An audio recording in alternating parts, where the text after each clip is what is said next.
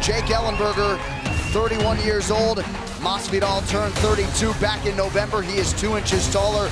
170.5 for Ellenberger, 171 for Masvidal, who has a reach advantage of 2.5 inches.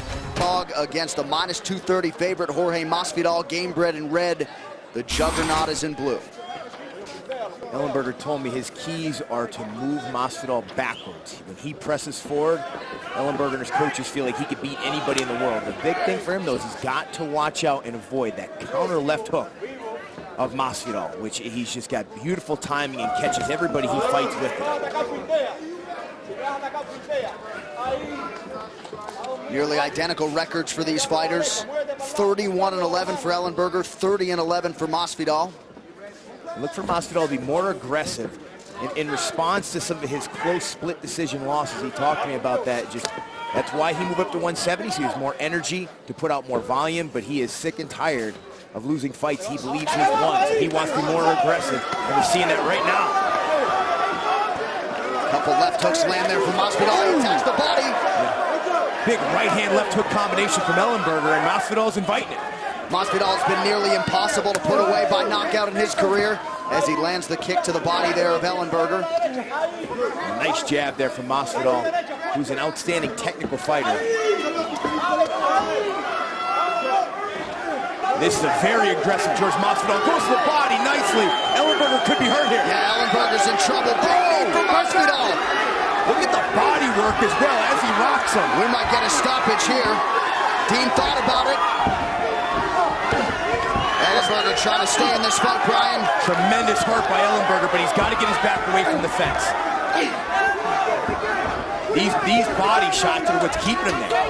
It is so difficult when you're rocked to get your composure back as you're getting struck to the body. Some really key body strikes there in that exchange for Masvidal.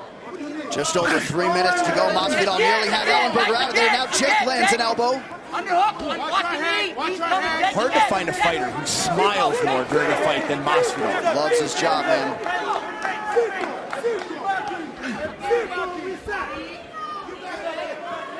And really as calm and collected as anybody on the roster. When he walks out, I mean, there's just ice water in his veins.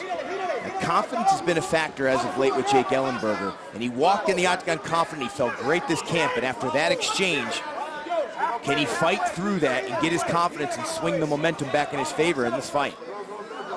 Masvidal wisely keeping those hands high. Fingers up. Yeah, a less experienced fighter could have gassed themselves out looking to finish Jake Ellenberger in that exchange. Ellenberger tried to double up on that jab, switches stances. You see total strikes. Masvidal 37-8 through nearly 3 minutes. Now, Ellenberger's had his kick caught twice now.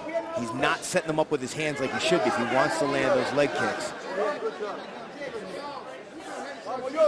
Really, for Ellenberger now, all this time is good for him. It takes longer than a minute or two to shake those cobwebs and gain your composure back. Well, they're the UFC stars of tomorrow. Young, hungry fighters Nikita Krylov, Misha Serkunov, ready to make a name for themselves. Don't miss the action before Max Holloway battles Anthony Pettis for the interim featherweight title. The UFC 206 prelims next Saturday, 6:30 p.m. Eastern on FS1, or watch it live on Fox Sports Go.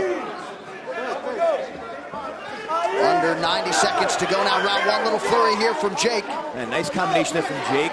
Lands a good knee as well, and you can see he's starting to get his confidence back and shrug and smirk a little bit himself as he lands a nice counter left hand there, but eats a counter himself. Man, what a fight. He's having to hang in the pocket to land. Masvidal talking some trash now in between exchanges. Oh! Beautiful wheel kick followed by a body kick, and Ellenberger looking for the takedown. Ellenberger got his foot stuck in the fence. Herb Dean stopping the fight. I don't think it's a TKO, or is it? No, he's calling a timeout. So Herb Dean calling a timeout. Ellenberger got his toes stuck in the fence. Masvidal still thinks he won the fight. I know. The commission coming in. Or the doctor's coming in. We'll track Herb Dean. No, hold on. Where's Matt?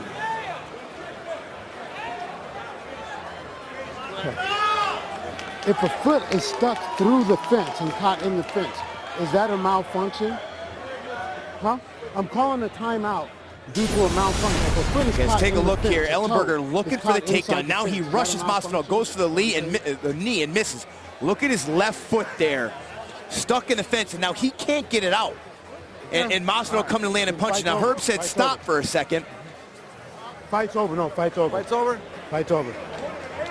All right, Herb so is saying the fight's yeah, over the now. fight's over. So ultimately, it'll go in the books as a TKO victory for Jorge Masvidal. Somewhat anticlimactic given the way that fight was playing out. Let's bring in our friend Mark Ratner, VP of Regulatory Affairs for the UFC. Mark. His foot, his toes actually got caught in the fence, but there's nothing that the referee can do, or there's nothing legally, but to call it anything but a TKO. It's unfortunate. But Mark, let me ask this question: why does he have to call it a TKO? I mean, Ellenberger wasn't knocked out; he was intelligently defending himself. What was the reason to stop this fight here? Herb was saying that he couldn't defend himself, and that's why he called timeout. He looks to me like a man trying to get his toes out of the cage. That's what it looked like, yes, sir. I know it's not. It's unusual. Herb Dean was hoping that he could chalk it up to a fence malfunction and Ellenberger getting his toes stuck, but ultimately it will go into the books as a TKO victory for Jorge Masvidal, who nearly had Ellenberger out of there with more conviction earlier in the round. Oh, yeah, no fault of Masvidal, who came out, did exactly what he wanted to do. People have always criticized him for not being aggressive, and he was aggressive tonight. All right, let's get to the move of the fight, sponsored by Metro PCS, where you get nationwide coverage on the blazing fast 4G LTE T-Mobile network for $30 period. Excellent body kick. Looks like it stunned Ellenberger there with that right hand, and then Masvidal continually going to the head, then working the body.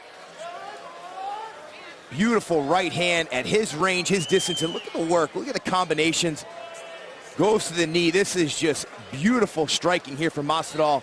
And Ellenberger, you got to give him a lot of credit for staying in it, defending himself. And then here's the foot call. Look at that left big toe. I mean, it is stuck in there bad. Now, at no time is Ellenberger covered up. He's trying to get his toe out. He wants to continue fighting. He's trying to get his foot out of the fence. All right, what do you think will be the best move of the night? Tweet and let us know at #MetroMove, and tune in to the Ultimate Fighter Finale post-fight show after the fights for the winning move, just when you think you've seen it all. We'll be right back. All right, we'll try to make sense of all of this back in Las Vegas. Bruce Buffer now with the official decision. Ladies and gentlemen, referee Herb Dean has called a stop to this contest at 4 minutes, 5 seconds of the very first round, declaring the winner by TKO, Jorge Gamebred Masvidal. All right, here with your winner, Jorge Gamebred Masvidal.